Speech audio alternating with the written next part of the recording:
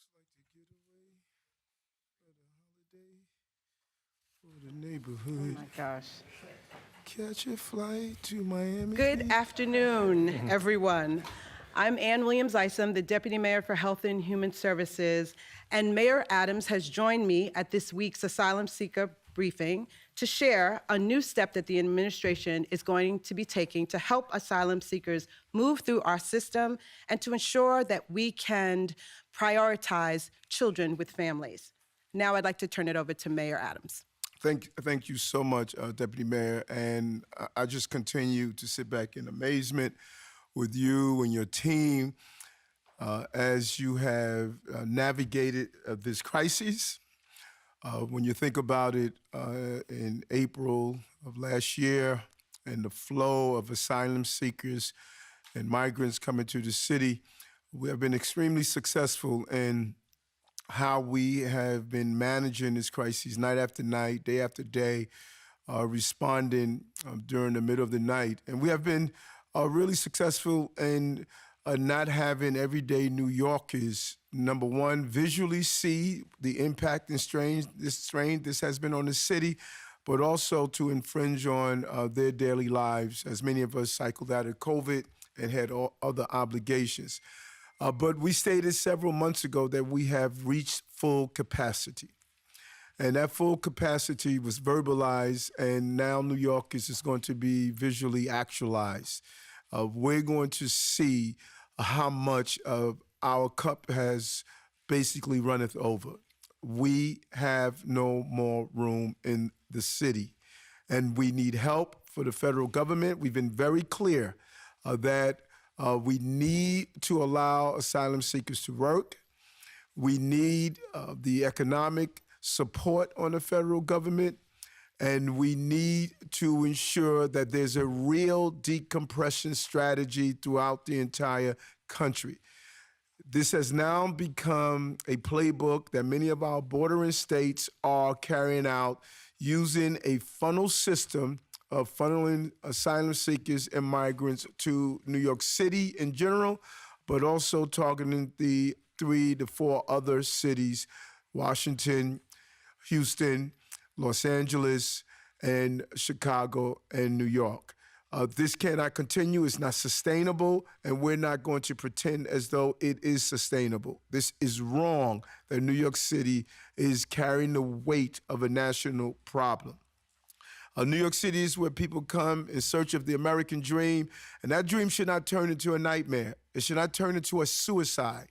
That I sat and visited a family member over the weekend who lost her husband, and the children lost their dad. Speaking with her, coming here to pursue that dream turned into a nightmare. And this is what happens when you overburden the system in an unfair manner. That's a real human being that lost her husband, and the children lost their dad due to what I believe is how the national government is not effectively handling this issue. We must address this issue in a real way.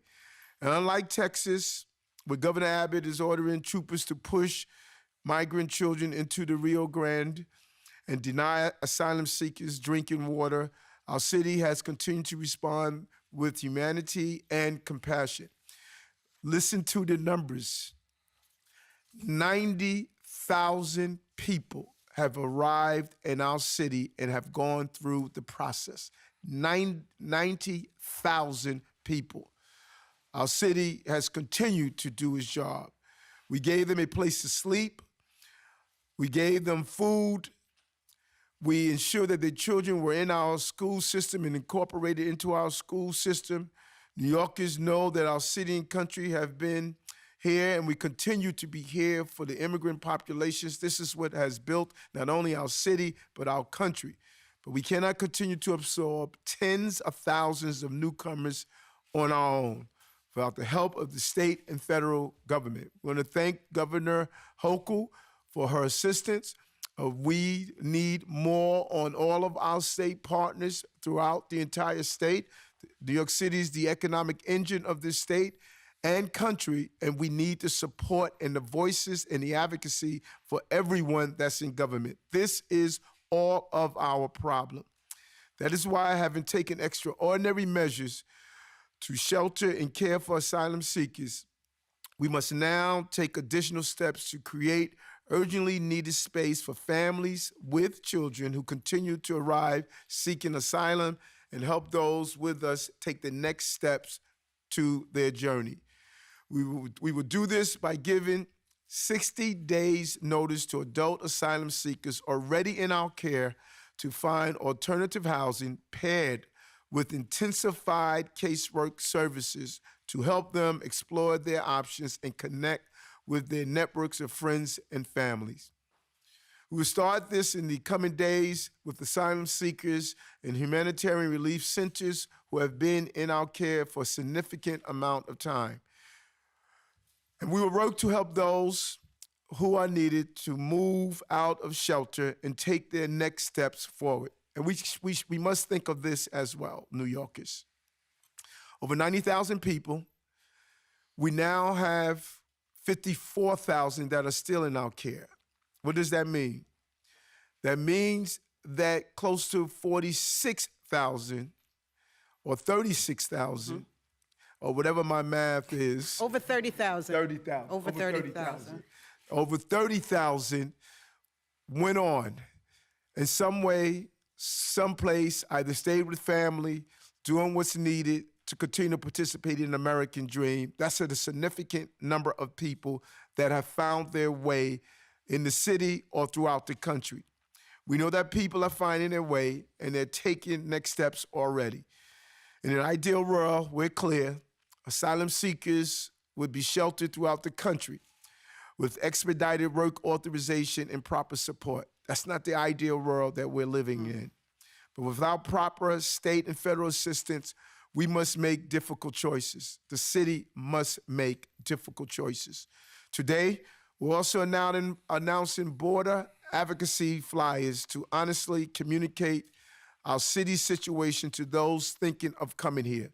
We're going to go to the front line of this issue, communicate with people on the border by handing out flyers, looking at social media posts as well. There are social media sites that are promoting New York City. We want people to be faced with the real reality at the border, something that the federal government should be doing. Since they're not doing, we are going to ensure that it is done at the origin of this crisis. This will help to reduce disinformation and is another effort we are making in the absence of federal action. And I want to be clear, New York City has done more than any other level of government to address this national crisis. We have shown leadership and have set high standards for care, despite the fact that only the federal government can take essential measures like expanding the immigration process and granting work authorizations, to name just two examples. We will begin giving 60-day notice to adult asylum seekers in the coming days. And those who do not find alternative housing by the time their 60 days are complete, they will be required to reapply for a new placement at the arrival center. This is the only way we can make critical needed space for families and children. We don't want to reach the point, and we won't reach the point, where families and children are living on our streets like you're seeing in other municipalities. For the sake of our city, state, and country, for the sake of those who have arrived and who will continue to arrive, we will become committed and dedicated like we have. Many of the people who have arrived here are going to do the same as many of our families have done in the past. They're going to become the Americans that are going to build this city and run this city and country. We once again call on the state and federal government to step up and play their part in managing this humanitarian crisis. And again, I cannot thank you enough, Deputy Mayor, for what you have done, and you and your team, to continue to manage this crisis every day and committed to ensuring that we can treat people with the dignity and respect that we will want those who were part of our ancestry and arrived in this country. That's the same dignity and respect we are showing them. Thank you. Thank you, Mayor. And as you know, this has been a whole of government approach, and we appreciate your leadership. And so at this time, I'd like to have Commissioner Castro say a few words for us in Spanish.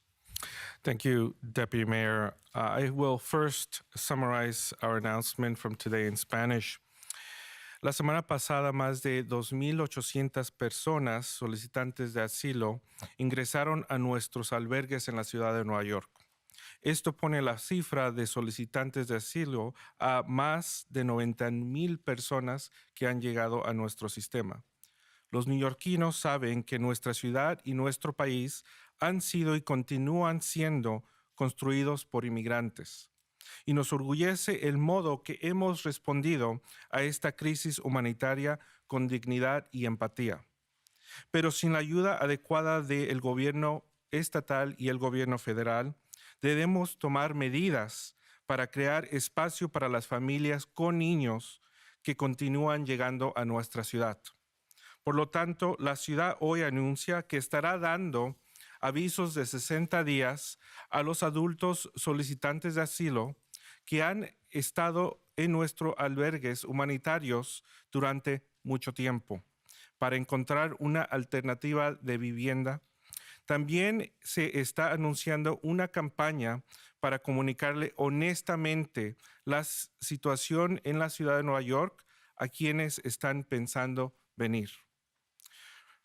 First, I would like to say that from the start, we have called on the federal government to develop a fair decompression strategy to ensure asylum seekers find the support they need across the country and not rely on any one city. Unfortunately, the federal government has failed to do so.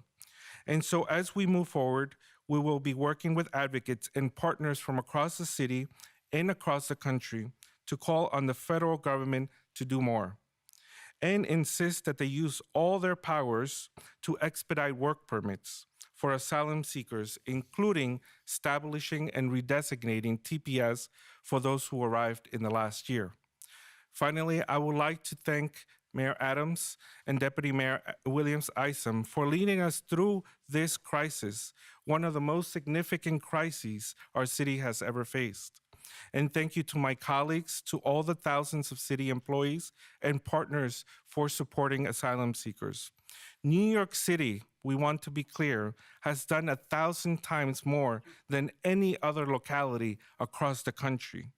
We have truly stepped up like nowhere else, and for that we must be proud. But as the mayor has said, it is now time for others to step up in a real way. Thank you so much. Thank you, Commissioner Castro. Before we open it up for questions, I just want to make sure that we have all of our numbers straight. The mayor mentioned some of them, but not all of them. Right now, in our total care, we have 105,800 people that the city is caring for.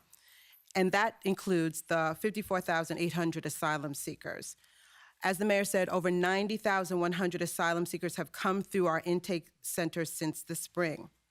We've opened 188 sites, including 13 humanitarian centers.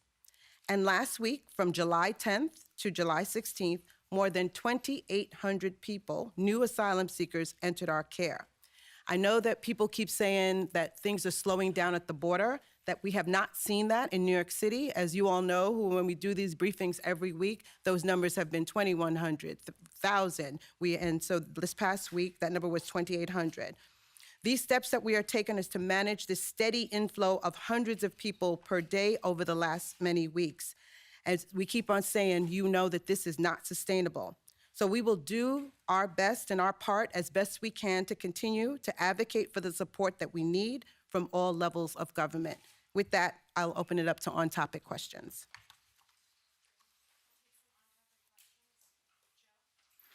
Hi, Mr. Mayor. How you Are doing? you good to see you? I had two quick questions on the reapplication process. Do you feel like people who are currently staying beyond 60 days, they aren't looking enough for other options? And this is a way to encourage them to do that, or maybe to deter them from staying for longer than 60 days? And secondly, do you expect any increase in street homelessness as a result of the reapplication? Both great questions. We are going to re-intensify. We're already doing case management work. We're going to re-intensify that and give them the assistance that they need. I don't think any of the asylum seekers, and from the time that I stayed in the HERC to the time that I stopped by, I don't think any want to be in this condition. It's about allowing people to work. I've said this over and over again, and I really wanted to resonate. What is more anti-American than not allowing people to work? All of our ancestors arrived here and would allow them to go from one level to the next was the ability to work. We're not allowing people to work. And some say, well, in 6 months, they go through the process. That is just not true. Some people we're saying for 2 years don't work. That's just unacceptable. And so we're going to re-intensify to connect people to family members, to loved ones, maybe in the city, maybe out of the city. We're going to intensify that effort. And our goal is not to increase street homelessness. We don't want to do that. I said this yesterday, and I'll say it again. Do an analysis across this country. You don't see the encampments, the tents, the cardboard boxes, people living the way you see in other municipalities, and we're going to do everything that's possible not to. But we have our cup has run it over. We don't have any more physical space. We have to address that, and I'm going to do the best that I can to continue the success that the city has carried out. I had a dinner with one of my mayors in a big city on Sunday who's talking about their street homelessness and what they are experiencing. I tried my best to make sure that our city did not go through that, but we are pushed to the brinks. We can't continue. We're at the end of our rope. Mr. Mayor from Univision, do you think, and I'm trying to pose this correctly and not be... No, be raw. We have to raw place now. Just say it the way you feel it. Do you think that we have labeled the wrong language when it comes to saying asylum seekers? The reason why I ask that is because maybe we're sending the wrong message. I have met with thousands of people outside of shelters telling me they're waiting for the permit. They're waiting for the, and I told them honestly, you need to look for work. This is the country where you work, no matter how. This is the country of opportunities. You need to find your opportunities. Can't wait for the federal government to come in. It's likely not going to happen. And if it happens, it takes a long time for somebody to get approved through the asylum process. So the question is, are we sending the wrong message by calling it that? Because that's kind of like telling them, wait until you get the permit to work. Well, I'm not sure of what's the right terminology that's used on I'm sorry? Immigrants, whatever terminology would get me help, I'll use it. Give me what word to use, whatever I need to use. Immigrant, new arrivals, folks who are coming here to pursue the American dream. You give me the title, I'll use it. Only thing I know is help me so I can help my city. The asylum part, I think. Okay, Because whenever it's they're needed. never gonna get Newly it. arrivals. I don't mean to be negative, but it's just so difficult for someone to prove credible fear and get the asylum. Right. The technical term that the government defined is asylum seekers and migrants. That's But I don't want the technical term to get in the way of us saying we need help here in the city, what we have been saying for months. Yeah, Mr. Mayor, so Yes. the 60 days are up. Yes. And this person has not been able to relocate with family or friends. So are they evicted from their shelter, their hotel? Where do they go and what happens to them physically? It's a reapply process that we're doing. And you want to go I to can start and then Dr. Long can continue. I think that they won't be able to go back to the place that they were before. And if we have accommodations available, then we will place them someplace else. And if they don't? If they don't what? If you don't have room somewhere else? Like, is this, and there's just like a shelter? Every day, we are looking for capacity. Dr. Long and I were talking this morning about the 250 people that are at the arrival center this morning, and we're trying to figure out where we're going to place them. And so I get it. It looks like, oh, you guys are doing a great job and there's nobody on the streets. We're saying that it is every day we're struggling to make sure that we have places for people. And so we would like to prioritize children and families. So that's what we're going to do. And we'll see the next couple of days and months where we get to. Dr. Long, did you want to add anything? No, just to be very clear, if you're an adult and your 60 days are up, and through our intensified efforts, we haven't been able to find how we can help you to take the next step in your journey, you'll go to the arrival center again, which is where you may have started and which is where anybody new coming into New York City today would go. So your experience there is where we'll go through the options we have with you, but I wanted just to emphasize what the deputy mayor said. Our compassion is infinite, but our space is not. And Is there a bed at the arrival center? Is there a bed There are there? beds Where there. do they go? Yeah, that's a great question. Listen, today we have over 200-something people who have arrived. We're giving them notice that we have no room. We need you to come back at a different time so that we can see if we can process you. See, In the meantime, are they just? They like, just wait, They- Julia. they just They're have to waiting. wait. They're waiting, desperately waiting to see if there's going to get a placement. Street and the Port Authority bus terminal? Like, wherever they can find a place to wait. There are no laws that prevent people to wait wherever they can find a place to wait. But right now, we have no space. So wherever they can wait, they are waiting. Two quick questions. Yes. So we're Do just you, gonna try and keep it moving so we can get to as many people as possible. do you have any, so with the flyers, will someone from the city be handing them out at the border? And then secondly, do you have any update on the possible use of Aqueduct Racetrack and Creedmoor, the former Creedmoor Psychiatric Center? I know there was reporting from my colleagues and others about that you were looking at this for a potential HERC. I know there's a lot of local outcry about that, but if you have any updates on, I guess, how the flyers are being distributed and what's happening potentially happening in Aqueduct and Creedmoor. We are going to partner with our teams down at the border to help the dissemination of flyers and websites. There are websites that are promoting New York City. Our team is looking at that to really get on those websites and let people know. But we have teams down at the border who are going to assist us in the distribution of the flyers. Everything is on the table. And, you know, I was happy to see some of my state lawmakers add to our cry that we need for the president to call for a national emergency. We have yet to do that. There's been some reluctancy on getting the governor to do it. Our state lawmakers are now also joining that cry. Our city lawmakers, I'm going to really take my hat off to Assemblywoman Raj Kumar, who has been really on the forefront of this. A group of electors went up to Albany, city council members. We're seeing the entire elected bodies starting to wake up and realize that this is hitting home. I told everyone that eventually this is going to come to a neighborhood near you. And now that people are seeing that is actualizing, we're seeing a response, and we need that response because this is impacting the entire city. So are you opening facilities at Aqueduct? And Assemblywoman Jennifer Rajkumar was opposed to opening something at Aqueduct. Will you be opening? He didn't answer the question. Are you Everything is opening on the at table. Hold on. And I did answer it. Everything is on the table. Everything. Nothing is off the table. Everything is on the table. I was told Aqueduct is off the table. Everything is on the table based on the operational needs that we have. As those operational needs that we have, everything is on the table. Dr. Long, Deputy Mayor Williams Isom, every day, I don't think people realize what happens every day.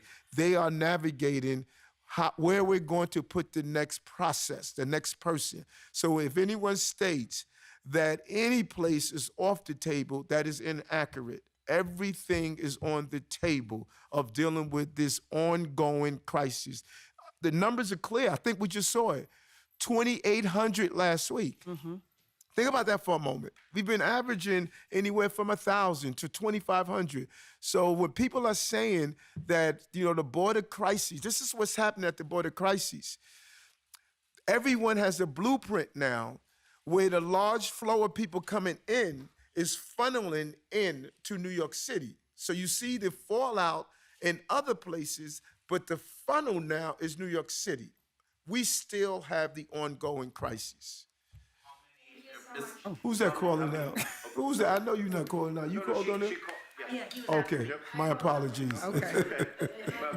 I was wondering the number of adults to your best knowledge, I know it's a moving figure, that are getting the notice? And does the intensive process include pointing them to industry that is tolerant of them not having work papers as part of the solution? So we are going to be looking, and it'll be a rolling process as we move forward. So we're going to do a little at a time, and then we'll gear up. And I think we talk to people as we do case management about all of their options. We are desperately looking for the business community to partner with us for training opportunities for people, because we are hopeful that if once people are able to work, they'll be able to be connected to the job that they originally came here for in the first place, to provide for themselves and their families. Rolling, but do you have a total number that you have to get to in the next little bit? We'll update you on that, but I think that we're going to continue to do this as we move forward and see how we're managing. The team has to make sure that they're managing it in the correct way, so we'll update you as that comes along. Yes.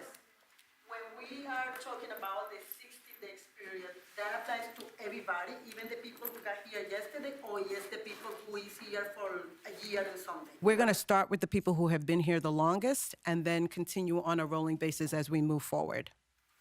Mr. Mayor, are you worried about a legal challenge coming to this? Your bid to change the right to shelter law is already in court. That's happening this afternoon. Do you have concerns about that? I don't have the luxury to sit back. The court system is going to do what the court system is going to do. I am on the front line with our team, and we're going to use as our North Star being humane. That is our North Star. We're going to do what we have done. We're going to be as humane as possible. And everyone that tells me that, Eric, you shouldn't do it this way or that way, I give them one sentence. Tell me where to put the people. Because we're open. People have come to us with some great ideas. We have executed those ideas, but we have run out of ideas. And I just really need people to understand, every day this team is figuring out, where do we put the next body? Our goal is no child, no family is sleeping on the streets. That's our goal. And we're getting closer and closer to being unable to fulfill even that goal. And Mayor, I forgot to mention that we do want to thank our upstate county executives who have been so open with us and who are helping us through this crisis. So people can get an upstate placement when that is available. One more in the room, Paul, go ahead. Is the administration targeting any specific locations first? Are the HERCs being targeted? And as people are moved out, will any of these locations be closed out? We are definitely going to start with the humanitarian relief centers. We will update you as I come back weekly and tell you how things are going. And what was the last part of your question? Will sites be closed down as people are moved out? We haven't discussed closing down sites yet. Because it's continuing, it's continuing. That's a legitimate question.